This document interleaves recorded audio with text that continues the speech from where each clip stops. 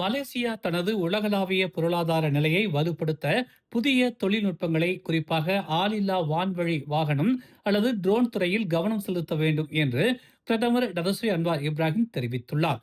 செயற்கை நுண்ணறிவு மற்றும் டிஜிட்டல் மாற்றத்துடன் தொடர்புடைய ட்ரோன் துறை புத்தாக்கம், உற்பத்தி திறன் மற்றும் பொருளாதார வளர்ச்சிக்கு ஒரு சக்தி வாய்ந்த ஊக்கியாக உருவெடுத்துள்ளது என்று அன்வார் தெரிவித்தார். மலேசியா தனது பொருளாதாரத்தில் மேலும் வெற்றிகரமான நாடாக மாற விரும்பினால் அது புதிய தொழில்நுட்பங்களையும் துறைகளையும் விரைவாக உருவாக்க வேண்டும் என்று அவர் சுட்டிக்காட்டினார். ட்ரோன்கள் டிஜிட்டல் தொழில்நுட்பம் மற்றும் செயற்கை நுண்ணறிவுடன் தொடர்புடையவை. மேலும் அவற்றுக்கு ஏற்ற மற்றும் நியாயமான ஒரு சூழல் அமைப்பை நாம் உருவாக்க வேண்டும் என்று அவர் மை ட்ரோன் எக்ஸ்போ 2026 நிறைவு விழாவில் இதனை தெரிவித்தார். உலக ஆளில்லா விமான கூட்டமைப்பின் மலேசிய கிளை மற்றும் மலேசிய ஆளில்லா விமான மேம்பாட்டுச் சங்கம் இணைந்து ஏற்பாடு செய்திருந்த இந்த 3 நாள் கண்காட்சியில் 100க்கும் மேற்பட்ட கண்காட்சி அரங்குகள் இடம்பெற்றன. மேலும் 46 நாடுகளில் இருந்து ஆயிரக்கணக்கான பார்வையாளர்களையும் தொழில் பிரதிநிதிகளையும் இது ஈர்த்தது. 2030 ஆண்டுக்குள் உலகளாவிய ஆளில்லா விமானச் சந்தை 55 பில்லியன் அமெரிக்க டாலர்களை தாண்டும் என்று கணிக்கப்பட்டுள்ளதாகவும், குறைந்த உயர பொருளாதாரம் முதலீட்டிற்கு ஒரு முக்கிய உந்து சக்தியாக இது மாறி வருவதாகவும் அன்வார் தெரிவித்தார். உணவு மற்றும் பானங்கள் துறையைச் சேர்ந்தவர்கள் உட்பட வெளிநாட்டு தொழிலாளர்கள் தொடர்பான அமைச்சரவை குழு கூட்டம் அடுத்த வாரமே நடைபெறும் என்றும், இதற்கு துணை பிரதமர் டதஸ்ரீ டாக்டர் அமாட் ஜாஹித் அமீடி தலைமை தாங்குவார் என்றும் டத்தோ ஃபாமி ஃபாஜில் தெரிவித்துள்ளார்.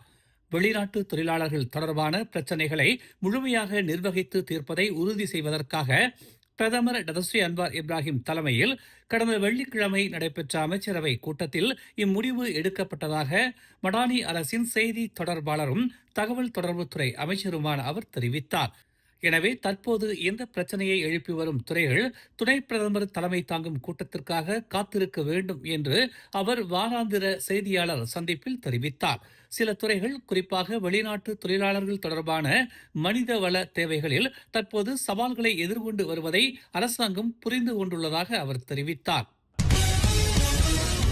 மலேசியாவில் நடக்கும் அனைத்து போதைப்பொருள் துஷ்பிரயோக வழக்குகளிலும் 73 விழுக்காடு செயற்கை போதைப் பொருட்களால் ஏற்படுகின்றன என்று தெரிவிக்கப்பட்டுள்ளது. இதில் ஷாபு, யாபா மற்றும் எக்ஸ்டாசி போன்ற ஆம்பெத்தமைன் வகை ஊக்க மருந்துகளே பெரும்பாலான வழக்குகளுக்கு காரணமாக அமைகின்றன என்று தேசிய போதைப்பொருள் தடுப்பு முகமையான AADK தெரிவித்துள்ளது.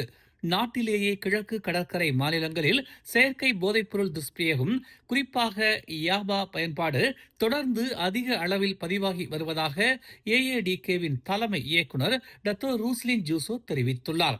இளம் மலேசியர்களிடையே செயற்கை பொருட்களின் பயன்பாடு அதிகரித்து வருவதாகவும் அந்த அமைப்பு எச்சரித்துள்ளது.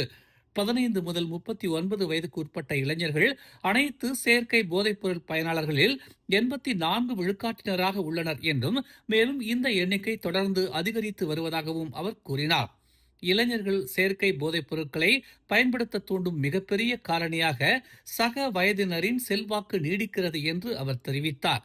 இந்த போதைப் பொருட்கள் எளிதில் கிடைக்கக்கூடியவை என்றும், பாரம்பரிய போதைப் பொருட்களை விட மிக வேகமாக போதையை உண்டாக்குவதாகவும் குறிப்பிட்ட அவர், இதனால் பயன்படுத்துகிறவர்கள் கிட்டத்தட்ட உடனடியாக போதையை அடைய முடிகிறது என்று தெரிவித்தார். சமூக அழுத்தம் தவிர குடும்ப பிரச்சனைகள், வீட்டு சண்டைகள் மற்றும் உறவு சிக்கல்களும் இதற்கு காரணமாகின்றன என்றும், சிலர் மன உளைச்சல் மற்றும் பதற்றத்தை சமாளிக்கும் ஒரு வழியாக போதைப் பொருட்களை நாடுகின்றனர் என்றும் ரூஸ்லின் கூறினார். 16வது ஜொகூர் மாநில தேர்தலில் போட்டியிடும் அனைத்து பக்காத்தான் ஹரப்பான் வேட்பாளர்களுக்கும் அவர்களின் தேர்தல் பிரச்சாரம் வெற்றி பெற வேண்டும் என்று அக்கட்சியின் தலைவர் டதஸ்ரீ அன்வார் இப்ராஹிம் வாழ்த்து தெரிவித்தார். வேட்பாளர்கள் வெறும் வாக்குகள் பெறுவதற்காக மட்டும் மக்களுடன் ஈடுபடாமல் அவர்கள் மீது வைக்கப்பட்டுள்ள நம்பிக்கையை முழு மனதுடன் நிறைவேற்ற வேண்டும் என்று அவர் கேட்டுக்கொண்டார். மேலும் வெறுப்பு அரசியலையும் தவிர்க்க வேண்டும் என்று அவர் வலியுறுத்தினார். ஜொகூர் மக்களின் நலனுக்காக உண்மையாக பாடுபட்டால் அவர்கள் தங்களின் அன்புக்குரிய மாநிலத்தின் எதிர்காலத்திற்காக சரியான முடிவை எடுப்பார்கள் என்று அவர் கூறினார். வெனிசுலாவில் ஏற்பட்ட இரட்டை நிலநடுக்கம் அந்நாட்டையே சிதைத்துள்ளது. இந்த நிலநடுக்க பேரழிவில் உயிரிழந்தவர்களின் எண்ணிக்கை நேற்று 1430 எட்டியதாக தெரிவிக்கப்பட்டுள்ளது. மேலும் லட்சக்கணக்கான மக்கள் சுகாதாரம் மற்றும் பிற அடிப்படை தேவைகள் இன்றி தவிப்பதாக அஞ்சப்படுகிறது. இறப்பு எண்ணிக்கை தொடர்ந்து உயரக்கூடும் என்றும் 50,000த்திற்கும் மேற்பட்டோர் காணாமல் போயுள்ளதாகவும் தெரிவிக்கப்பட்டுள்ளது. இந்த நிலநடுக்கத்தால் 67.6 லட்சம் மக்கள் பாதிக்கப்படலாம் என்றும் தெரிவிக்கப்பட்டுள்ளது. மேலும் $6.7 பில்லியன் மதிப்பிலான சேதங்களும் மதிப்பிடப்பட்டுள்ளது. இது வெனிசுலாவின் மொத்த உள்நாட்டு உற்பத்தியில் 6 விழுக்காட்டிற்கு சமம் என்பது குறிப்பிடத்தக்கது. மேலும் செய்திகளை தெரிந்து கொள்ள தமிழ் மலர் இணையதளம், தமிழ் மலர் செயலி மற்றும் மலர் டிவி யூடியூப் சேனலை வலம் வாருங்கள். எங்களோடு இணைந்திருக்க மலர் டிவியை பதிவு செய்து கொள்ளுங்கள். உறவுகள் மகிழ்ந்திட விருப்பம் மற்றும் பகிர்வு சேவையை சொடுக்கிடுங்கள்.